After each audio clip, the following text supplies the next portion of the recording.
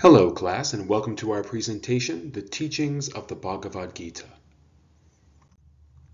So in our last presentation, we learned that the Bhagavad Gita is part of the greater Hindu war epic, the Mahabharata. And in the Mahabharata, two ruling families, the Kaurava and the Pandava, are fighting for possession of a great kingdom. And on the side of the Pandava are the young Prince Arjuna and his advisor and chariot driver, Lord Krishna. And at the opening of the Gita, Prince Arjuna and Lord Krishna find themselves on a great battlefield facing the grand Kaurava army. And before the battle commences, Prince Arjuna commands Lord Krishna to drive the chariot to the middle of the battlefield so that he can inspect the Kaurava army. And this is when something interesting and unexpected happens. When Prince Arjuna sees his extended family are in the opposing army, suddenly he breaks down in tears.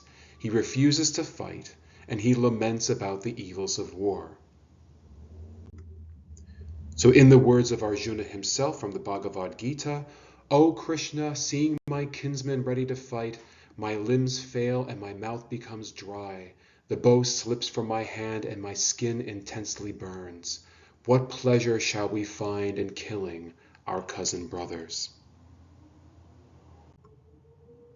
Now, in reaction to Prince Arjuna's refusal to fight, Lord Krishna encourages him to pick up his weapon and to participate in the battle.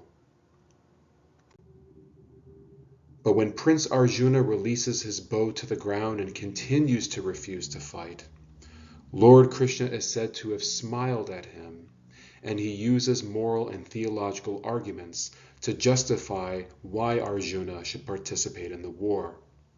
So we will review like three of the major arguments. So here's the first argument, the Atman. That is, in the Bhagavad Gita, Lord Krishna reveals to Prince Arjuna the existence of the Atman, the immortal soul or spirit, which we learned about in the Upanishads. So from the Gita itself, Lord Krishna said, "The one who thinks that the spirit or Atman is a slayer and the one who thinks the spirit is slain, both are ignorant, because the spirit neither slays nor is slain. The spirit is neither born nor does it die at any time. Just as a person puts on new garments after discarding the old ones, similarly the living entity or the individual soul acquires new bodies after casting away the old bodies." In other words, Lord Krishna is basically telling Prince Arjuna that killing and dying are an illusion, because all living things, including human beings, have an immortal soul. So when you quote-unquote kill someone in battle, you're really not killing them. Rather, the Atman just reincarnates, right? It just finds a new body. So just as we kind of discard, our pajamas in the morning and put on our day clothes to go to work, the same thing with the eternal spirit. When one body is slain, it's just like it's changing clothes and going to another body. So in other words, he's telling Arjuna, don't feel guilty about participating in the battle. Don't feel bad about killing, because killing is an illusion. And if you think that killing is real, then you are spiritually ignorant.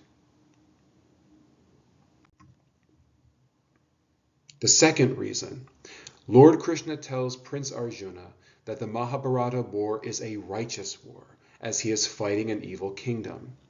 So Lord Krishna said, "Considering also your duty as a warrior, you should not waver like this, because there is nothing more auspicious for a warrior than a righteous war." So for example, many argue that World War II is a righteous war, right? That is that the Allies had to defeat an evil Nazi regime.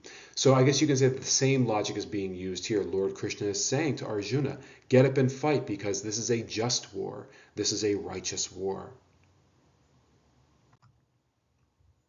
And thirdly, Lord Krishna further argues that it is Arjuna's duty as a warrior to fight, a duty that can lead to moksha.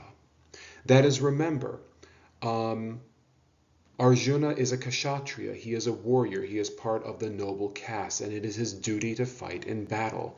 And it is a God-given duty because the caste system is of divine origin. So here we go again from the Gita.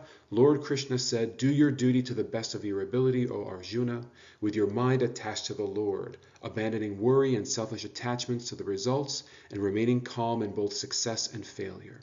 The selfless service, or seva, is a yogic practice that brings peace and equanimity of mind."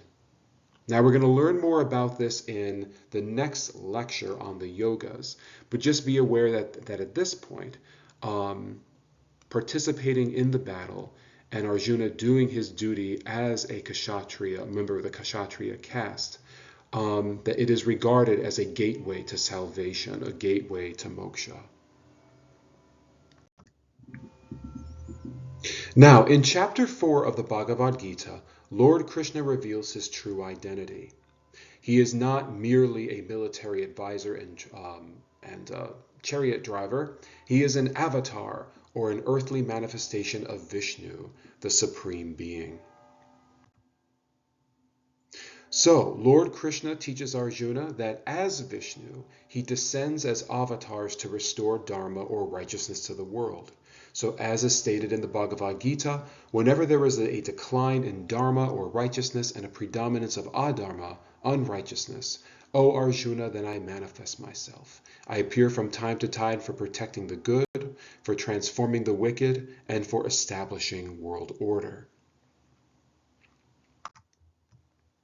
So put simply, when Lord Krishna is encouraging Prince Arjuna to fight, he is not a mere human being encouraging Arjuna to participate in the battle. Rather, Lord Krishna is God. So, in essence, God is commanding Prince Arjuna to participate in the war. Now, who is Vishnu? So Vishnu is a very popular deity in the Hindu tradition, arguably the most popular in contemporary Hinduism. And according to a group of Vishnu devotees called Vaishnavites, Vishnu is the only God, the supreme deity who created the world, and all of the other gods are basically manifestations of this one God. And the Bhagavad Gita seems to support this idea that Vishnu is the sole supreme God, which certainly alludes to a monotheistic worldview. Now, as I alluded to earlier, in Vaishnavite literature such as the Bhagavad Gita, Vishnu has descended to earth several times in history, taking on the form of 8 avatars. Some traditions say 10 avatars. And here are some of the most popular. Matsi, which is the first avatar that appeared at during the Great Flood in Hindu mythology. The hero Rama, famous in the Hindu epic, the Ramayana. And of course, Lord Krishna, who appears in the Bhagavata Purana and of course the Bhagavad Gita.